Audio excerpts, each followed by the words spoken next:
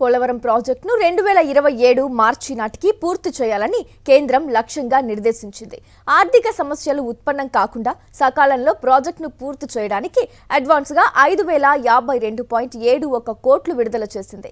కానీ ఆ నిధులను సింగిల్ నోడల్ ఏజెన్సీ ఖాతాలో జమ చేయకుండా ఇతర అవసరాలకు మళ్లిస్తే గడువులోగా ప్రాజెక్టు ఎలా పూర్తవుతుంది అంటూ రాష్ట్ర జలవనరుల శాఖ అధికారులను పోలవరం ప్రాజెక్టు అథారిటీ నిలదీసింది.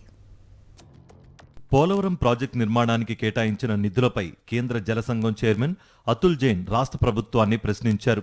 నేటికి ఎస్ఎన్ఏ ఖాతాలో జమ చేయని 1077.47 కోట్లను తక్షణమే జమ చేయాలని ఆదేశించారు. నిర్వాసితులకు పునరావాసం కల్పించే పనుల్లో ఒక్క అడుగు కూడా ముందుకు పడకపోవడంపై తీవ్ర అసంతృప్తి వ్యక్తం చేశారు. ఎట్టి పరిస్థితుల్లో 2027 మార్చి నాటికి పోలవరం ప్రాజెక్టును పూర్తి చేయాల్సిందే అన్నారు. ఆలోగా 41.15 మీటర్లు కాంటూరు పరిధిలోని ముంపు గ్రామాల నిర్వాసితులకు పునరావాసం కల్పించాల్సిందేనని తేల్చి చెప్పారు. హైదరాబాద్లోని కార్యాలయంలో సీఈఓ అతుల్ జైన్ అధ్యక్షతన పీపీఏ 17వ సమావేశం జరిగింది. ప్రాజెక్ట్ పనుల పురోగతిపై పీపీఏ సభ్య కార్యదర్శి రఘురాం పవర్ పాయింట్ ప్రెజెంటేషన్ ద్వారా వివరించారు. ప్రధాన డ్యామ్ గ్యాప్ 2లో డయాఫ్రమ్ వాల్ పనులు నిర్దేశించిన లక్ష్యం కంటే ఆలస్యంగా జరుగుతున్నాయన్నారు.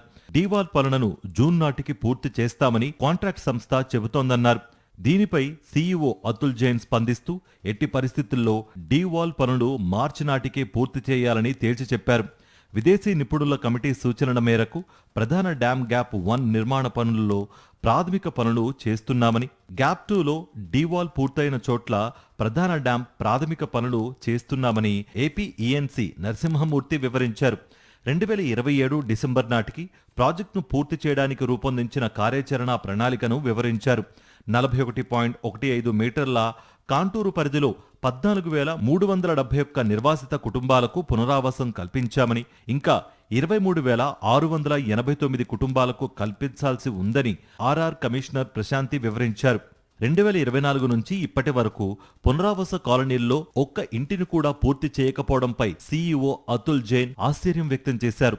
పునరావాస కాలనీల్లో ఇళ్లు, మౌలిక సదుపాయాల నిర్మాణ పనుల టెండర్లు రద్దు చేసి కొత్తగా ఇటీవల టెండర్ల ద్వారా కాంట్రాక్టర్లకు అప్పగించామని, 2027 డిసెంబర్లోగా నిర్వాసితులకు పునరావాసం కల్పించే పనులు పూర్తి చేస్తామని అధికారులు తెలిపారు.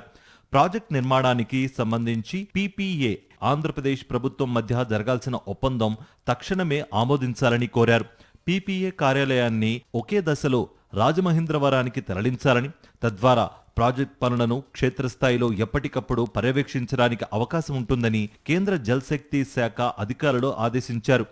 బ్యాక్ వాటర్ వల్ల తెలంగాణలోని భూభాగం ముంపునకు గురయ్యే విషయమై సంయుక్త సర్వే చేయాలని తెలంగాణ నీటిపారుదల శాఖ ముఖ్య కార్యదర్శి రాహుల్ బొజ్జా కోరారు. ప్రాజెక్టులో 41.15 మీటర్ల ఎత్తు వరకే నీటిని నిల్వ చేస్తున్న నేపథ్యంలో ముంపు సమస్య ఉత్పన్నం కాదని పీపీఏ సీఈఓ అతుల్ జైన్ స్పష్టం చేశారు.